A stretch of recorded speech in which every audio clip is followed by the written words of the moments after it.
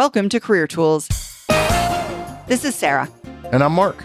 Today's podcast, How to Resign, Part 1 of 2. This cast answers these questions. How do I resign? And you'll know in detail by the time we finish that question. Do I need to resign in writing? And who do I tell? Who can I tell about my resignation? If you want answers to these questions and more, keep listening. The future of work is evolving, and so should your skills. The Manager Tools license provides you with the tools and knowledge to stay ahead. Access to a vast library of content covering leadership, communication, and team management, all tailored to you and how to help you succeed in a dynamic work environment. Whether you're aiming for a promotion or simply want to be prepared for what's next, our license offers the resources you need to thrive. Prepare for the future today at manager-tools.com/licenses. Today's topic is an interesting one. It's a revisit. This is one of those Career Tools podcasts that we think of as being core to the Career Tools library. And today we're going to talk about how to resign. Yeah, which nobody ever gives anybody any guidance about. Yeah. And almost everybody messes it up. Exactly. And it's kind of, I mean, it shouldn't be unusual that folks don't give any guidance to people on it because at least once in every professional's career, maybe as many as 5 times, frankly. Or more. Or more, exactly. You might have to resign from a position. And it's another one of those tasks and responsibilities that people don't talk about. No one knows how to do it. And it's done poorly. Yeah. In fact, we've been having a conversation, an ongoing conversation, or at least I have, and I think you've been copied on it with our good friend Trevor Woods, longtime community member, one of our very first clients, about he was talking to his kids who are professional age now, and they're talking about leaving well and joining well and about working until the last day and how you show that you're a professional and you don't check out and so on. Yeah, people really respect that. If you leave well, you can come back. Yeah, exactly. That's it. Yeah. And folks, it's not hard to do this well. And in this series of podcasts, we're going to make it a simple step-by-step process for y'all. And if you're thinking that you know how, and this is probably too easy for you because seriously, how hard can it be? Consider the fact that we recommend you take 6 weeks to do it well. Yeah, that's right. It's not, I only need to give them 2 weeks. If you say it's, I only have to give them 2 weeks, you're making it about you. And, you know, if you make it about you all the time, when you actually need people to stand up and help you, there won't be anybody there to help you. Look, the average person changes careers 3 to 7 times. By the way, that's a pretty big average, 3 to 7, but that's what the data show.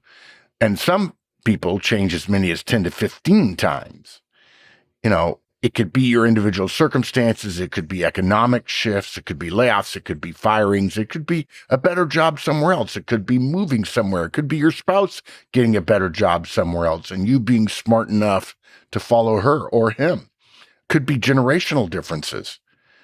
But what we know, no matter what, is that you're going to need to change your career at some point. The days of staying at one company still are possible, but are very, very unlikely.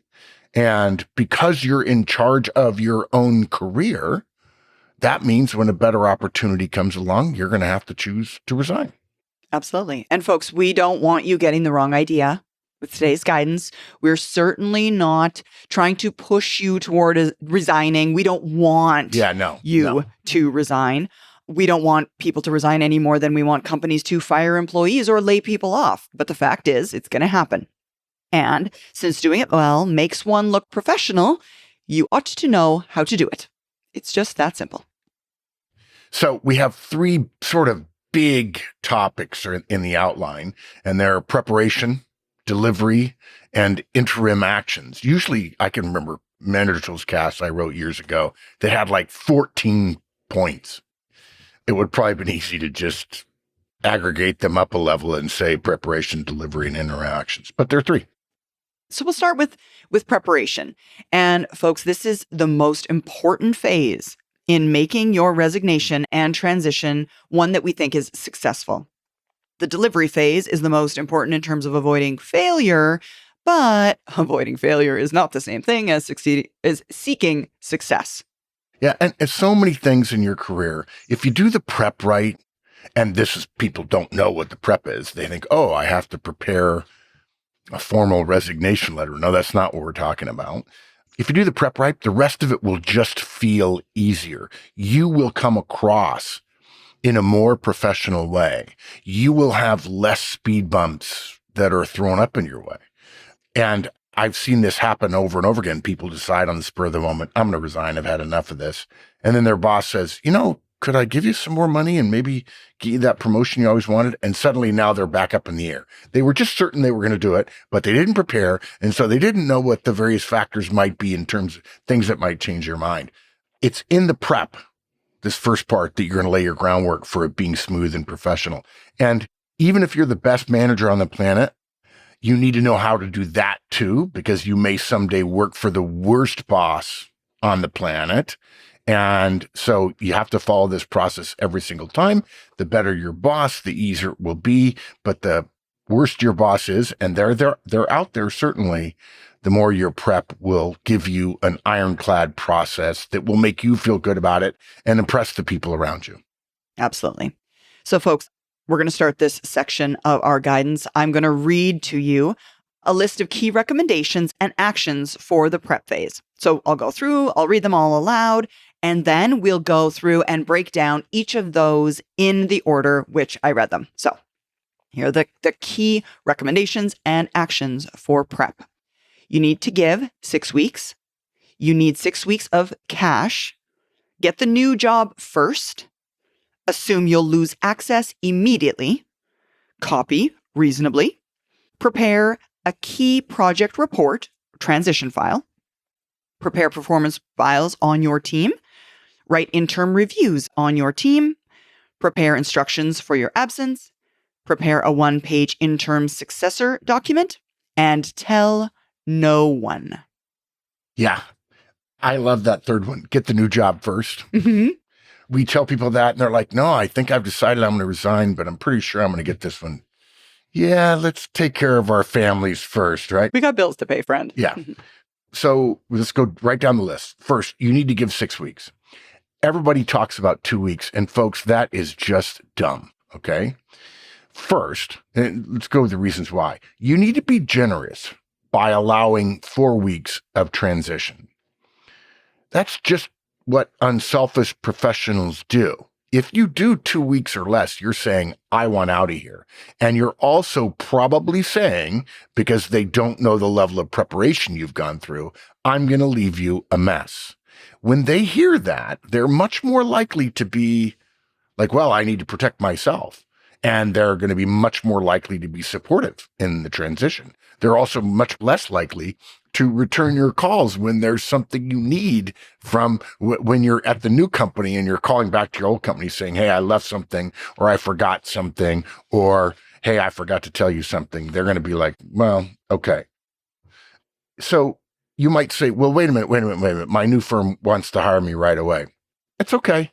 You can get 4 weeks or 6 weeks from your hiring firm when you explain to them why. When you explain that you need to professionally extricate yourself, that you are very involved in a lot of things, and that you feel you have a professional obligation to finish them, to leave well, to transition your responsibility to someone else, they'll raise their eyebrows and they'll show their appreciation.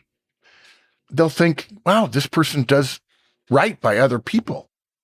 They'll and that do right means you'll by do the same us for them. too. Yeah, exactly. Yeah. Actually, recently-ish, I want to say, Mark, we had one of the members of our community ask us about, oh my gosh, what do I do? They want me right away. I want to give the right amount of time. And we recommended, you know what, dude, I know they want you urgently, but instead, just tell them you need the 6 weeks. And they were surprised and pleased by that individual's request for 6 weeks to do right by their present, I suppose, departing firm. It's actually a good signal too. Yeah, I'll tell you, when I think about this, the idea that you could leave quickly because the other firm wants you, the other firm's being selfish, first of all, and you're basically saying, yeah. And what that probably means is it's going to be a whirlwind when you get there. The idea that you would leave somebody in the lurch and that your acquirer doesn't care about them just tells you, it's one of those little things that'll tick off in the back of your head when you discover a month or two in, wow, they sold me this was heaven, but it's somewhere less than that. less than heavenly, exactly. Yeah. And look, you're also need plenty of time to get through all the stuff we're going to talk about. Yes, exactly. So the next one then on our list is you need 6 weeks of cash. I wonder if anybody, the moment I read that, because it's been years since I recorded this with Wendy, I'm pretty sure. The moment I read that, I knew exactly why. I wonder if our community, so ask yourselves this question, folks. When we say you need to give 6 weeks advance notice, and then we say you need 6 weeks of cash on hand, why do you think we say that? So anyway. Yeah, okay. And the answer is you may get asked to leave right then. And if that happens, it may take you a month for you to get your check, or your boss may, in a juvenile fit of retribution, delay things on their end and ensure that it takes a little bit longer for your check. And folks, this transition in one's career is stressful enough on you and on your family. Do not add to all of the stress that will already exist a worry of cash at a time when you're going to be burning through more cash and not less cash. Having the money will allow for you to do the right things in the right order at the speed which you need them done and not feel that pressure of lack of money. Yeah. Think about it, guys. This means for most people that there's a healthy percentage of the manager tools community who have written us periodically and said, yeah, I'm looking for a job. I got laid off, or I decided to resign. I'm good. I got a year's worth of savings. So if you have a year's or 6 months, you're fine. But the vast majority of people we know don't. They don't have 6 months, let alone 6 weeks. What this means is you have to start planning before the 6 weeks in order to have 6 weeks. You have to cut back for a period of time. The other thing I tell people is you're going to go to that new company and you're going to probably incur some expenses for the move, perhaps, if there's a move, which they're going to reimburse you for, but that's going to take 60 days. So that's going to drain your cash. Further, you're not going to get paid till the end of the month from the new company. If you're starting there and you're tight on money and that shows in your face, they're going to think that you have a less good situation. And it's assumed that if you're a professional, that you manage your money well and you always have a little saved aside. If you talk to your new boss, if Sarah is my new boss and she says, you seem stressed out. I said, well, actually, I wasn't expecting my company to let me go so quickly because I'd built up a transition period. And so I wasn't getting paid. And now I've incurred some travel expenses and things are a little tight. If you told the truth like that, and I'm sure many people would just say, no, I'm fine. If you don't have that and you say that, it would be, somebody would raise an eyebrow. They'd notice. Mm-hmm. And you want to be amazing at your new job, right? Yeah. You don't want to be distracted. You don't want to be thinking about something else. Yeah. That's exactly it. All right. Next recommendation. I laughed at this one. Get the new job first. Mm-hmm. Now, look, we think this is blindingly obvious, but there's a saying among professionals, sometimes the things that go without saying need to be said. This is not about ethics, okay? But it is about cash, as alluded to above. Now, look, there's a separate situation. If you feel compelled to resign for ethical reasons, about which there have been very few in my entire, in 45 years, I have had 100 people tell me, well, it was an ethical thing. And when I dug in, maybe 2 of them passed the ethics test, meaning they really were an ethical thing. Disagreeing with your boss is not an ethical thing. I respect that. And if you disagree with your boss, by all means, resign if you've got a bad relationship and you've made your best effort to improve upon it. But our recommendation is not about ethics, okay? Wait 2 weeks and give 4 weeks notice after you have the offer and you have accepted, okay? We hear plenty of people who say, I knew then what I was going to do. Great. That's good. We're happy for you, right? And go through the process. Follow the process. Mm-hmm. And folks, to Mark's point, you got to have a good reason. Okay, it's got to be a real reason if you're going to exit the organization. And we've got a couple of podcasts actually to help you figure out whether or not your situation is one that causes you to have to leave, that is without another job lined up. The two podcast names are Good Reasons to Leave Your Job with No New Job Lined Up and Bad Reasons to Leave Your Job with No New Job Lined Up. What if I'm in this weird middle space? And what if it is a good reason to leave without another job? Maybe it is. There's a podcast for that. Take a listen. It can help you better evaluate your current position, your current situation, actually is what I should say, your current situation. Yeah. Just don't elevate it to ethical when in fact that's rarely true. And suck it up for a few more months until you get your ducks in a row, because resigning without another job is just dumb. Okay? We've seen some people do it to make a point or to show off, like, and they get a little joy from their fellow comrades who are suffering under a bad boss. And they're like, I saw a video once of a guy who brought some friends in that played they were an impromptu marching band when he quit in front of his boss. And I thought to myself, never again, son. If I knew who you were, and since we recommend checking people's social media, we would probably find that out. Look, resigning when it will make anything harder is dumb. Now, again, you start thinking about this, guys, you realize I've got to get more upstream here.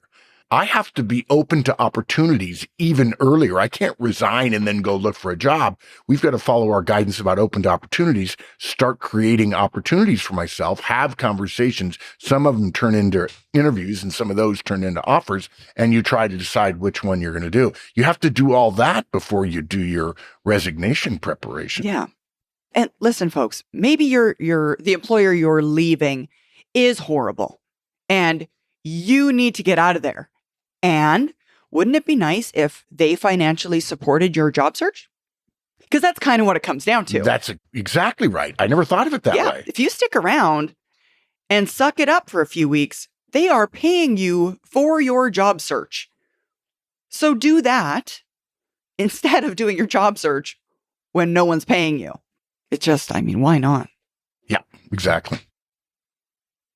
Our colleague Maggie, now in her 18th year with Manager Tools, is a die-hard Clemson Tigers football fan. She's all in and has great respect for strong coaches who not only drive performance and score, obviously, but also have finesse and brilliance in relationship building. Sound familiar? In business, just like on the field, relationships are key to winning. If you're a professional or manager looking to strengthen workplace relationships and boost your career trajectory, our Effective Manager and Effective Communicator trainings are built just for you. Contact Maggie by emailing her at customerservice@manager-tools.com to learn more about how you can bring Manager Tools to your organization. Next. Yeah. Assume you will lose access immediately. And this is one of those shocker moments for individuals. If this has never happened to you before, it might be like, whoa. It happened to Michael Douglas in Disclosure. And that was when he learned how powerful the organization itself was. Yeah. And he was still working there the way it happens, but you're down to level 1 and not level 5 admin access. Yeah, exactly. And we routinely take that for granted as professionals. We don't realize, we think that'll never happen. Why would that ever happen? But it happens. Yeah. And this totally relates to our other prep steps to follow about gathering data. You can gather data reasonably, but thinking this way for 2 weeks, going back and forth to the office, will help you see just how much of stuff you think is yours is not. Okay. I'm amazed at the number of people who are shocked that the company takes the company phone back when they resign. That's a completely reasonable thing to do. They're not being hard-hearted or, they're not trying to victimize you. They have a responsibility to protect the assets of the firm.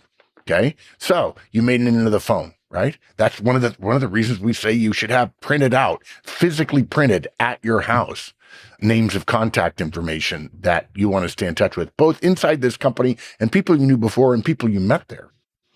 One more thing. You also have to be careful about work emails. You cannot use your work email on your resume. You cannot get emails from your new employer or other people making you offers at your work email, which actually would be difficult for me because I don't have a non-work email. I guess now I do.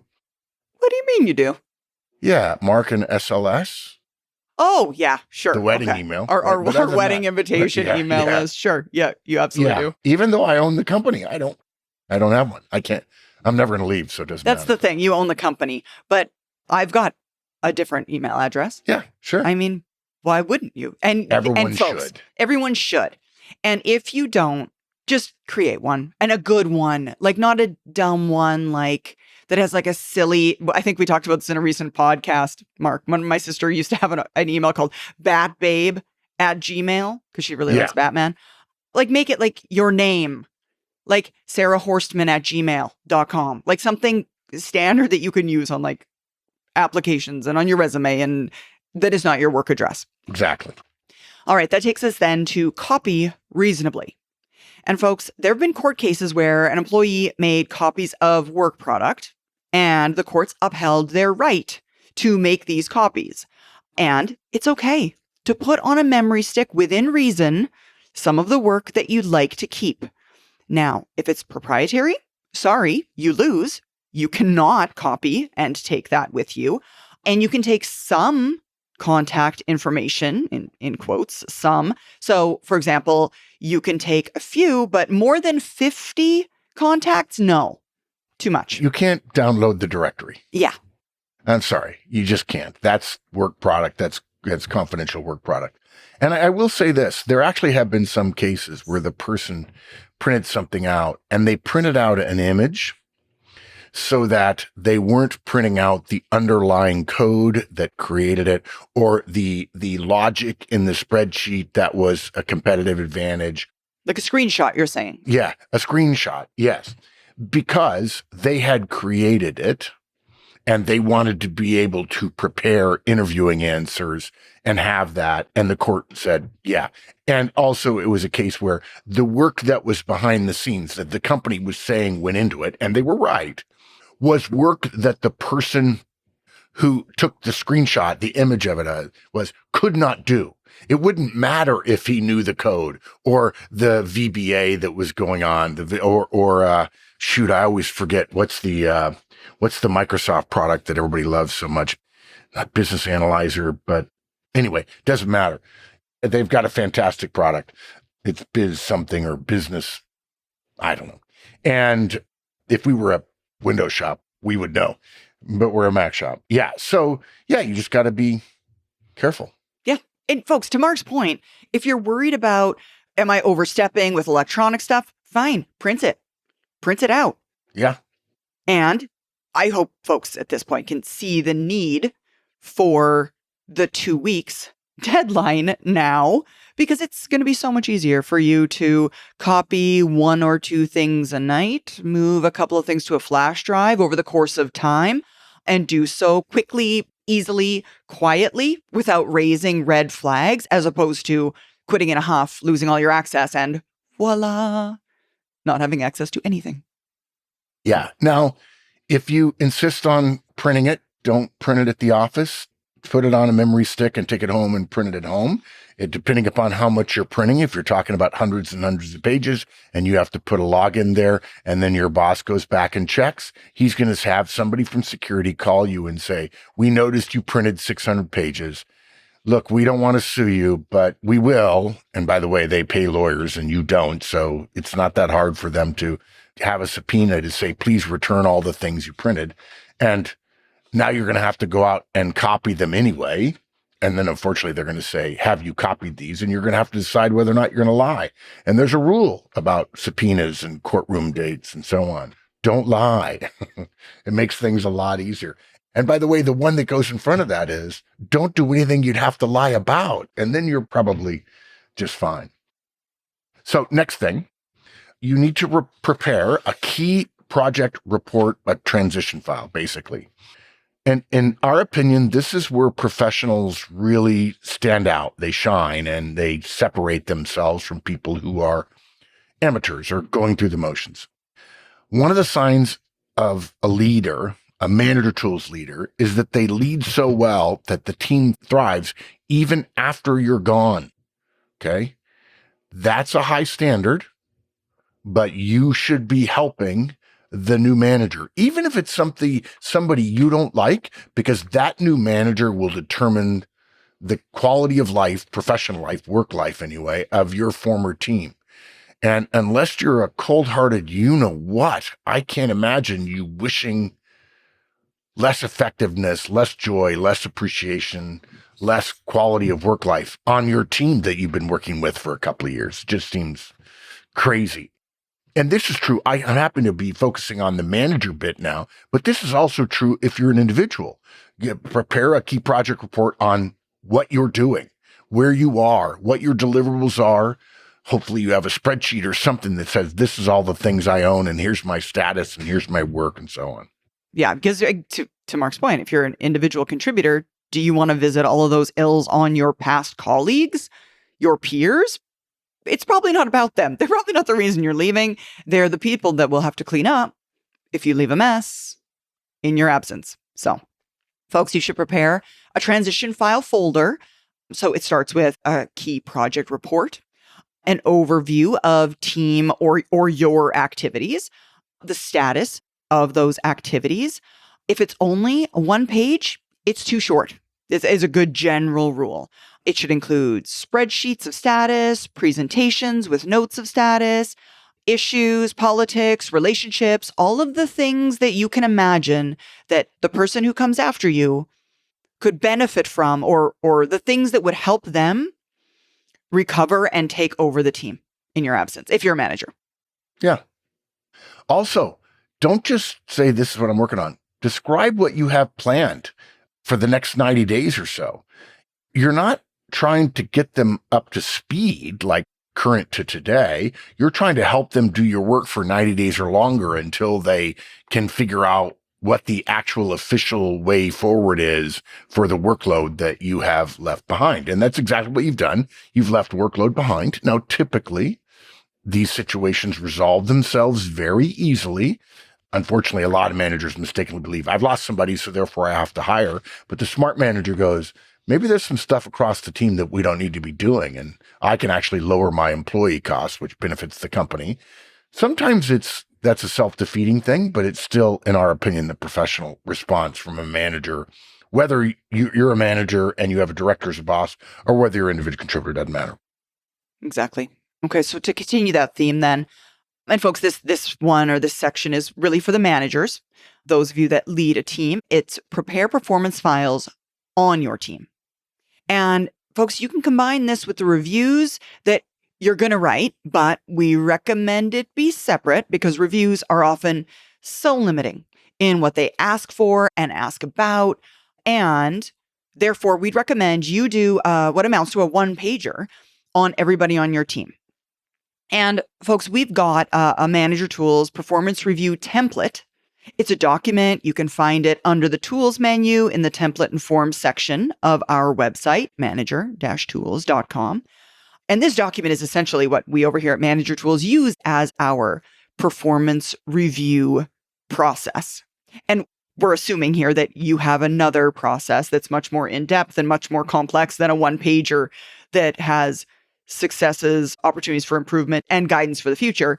But again, you could use this theoretically for your performance review, but in this case, use this as that one-pager, the distilled version, if you will, of the review. Yeah. And since we're talking about performance files, if you will, if you're a manager, you need to write interim reviews on your team. Now, in this case, normally when you would write a review, you'd ask for input, but obviously you're being covert a little bit.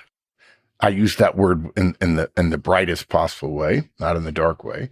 You can't ask for input from your team. Maybe if you were coming up on the end of a quarter and you do them quarterly, okay, you could do so. But you can still go through the process without that input.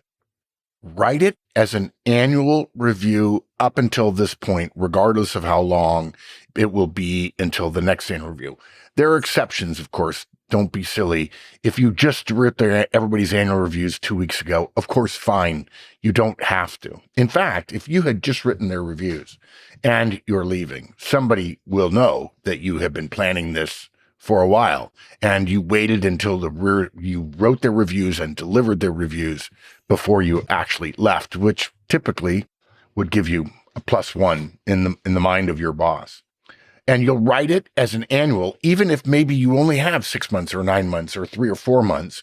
And the reason for that is because you don't want to leave the new manager having to do an annual review, which has the weight of any other annual review, with only maybe 4 months. Even if you leave with only 3 months under your belt, maybe they don't get a replacement for 3 months or 6 months. And so they only know them for 3 months.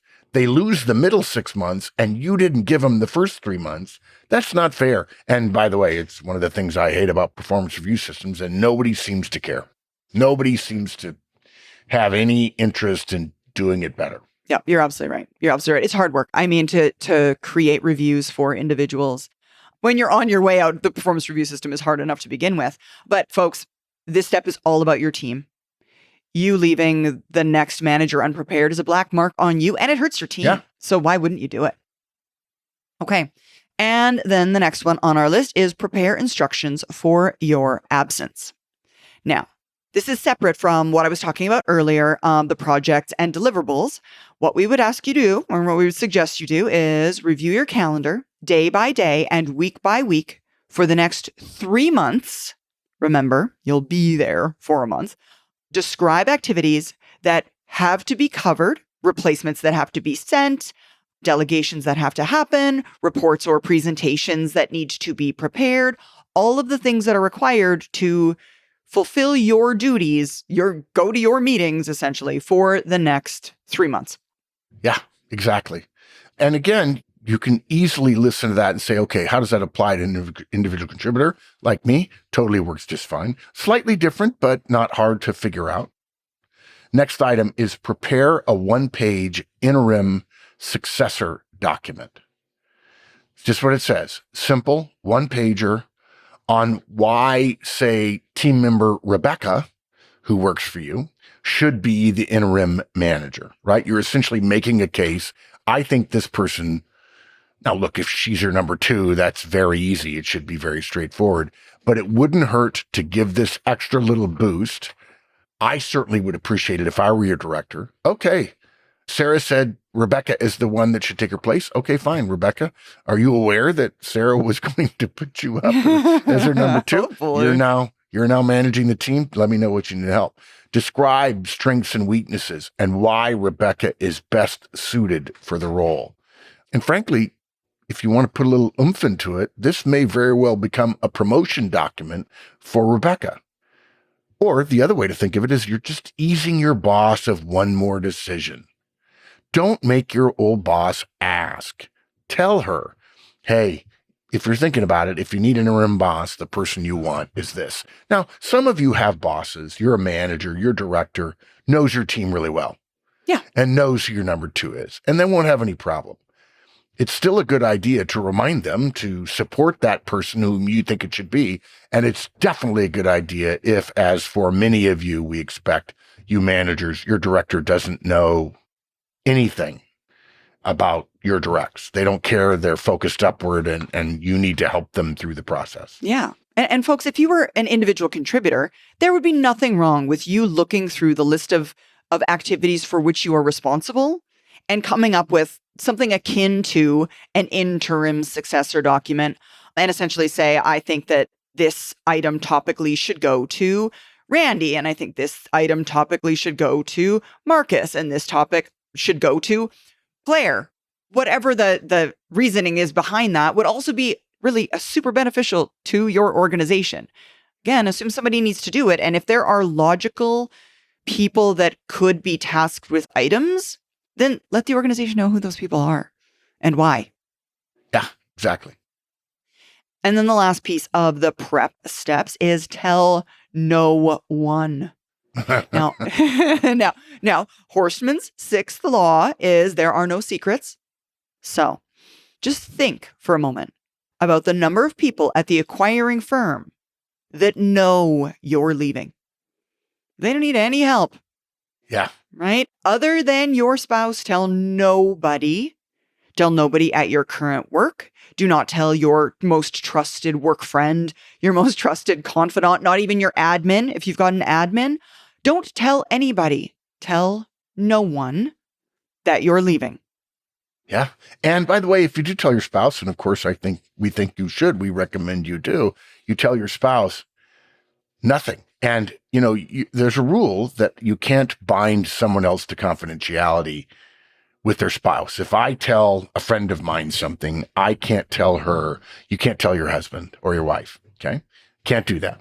But you can say to your spouse, you can't tell anybody. What happens is spouses tell other spouses. And once that spouse hears, he will tell his husband or his wife, and now the cat's out of the bag. Mm-hmm. Yeah, that's why I say, that's why my 6 laws, there are no secrets. Unless you tell a dead guy. That's the sure thing. Yeah, or a tree, or dog. You can tell your dog. Yeah, your dog listens well. Tell a golden retriever. They always look so happy to listen. Like, I love you too. And they won't tell any of their friends. No, they won't tell them. Thanks, folks. Join us again next week as we continue this topic. Now help us help others and tell your friends. And of course, follow, rate, and review our podcast. And remember, 5 stars only, please.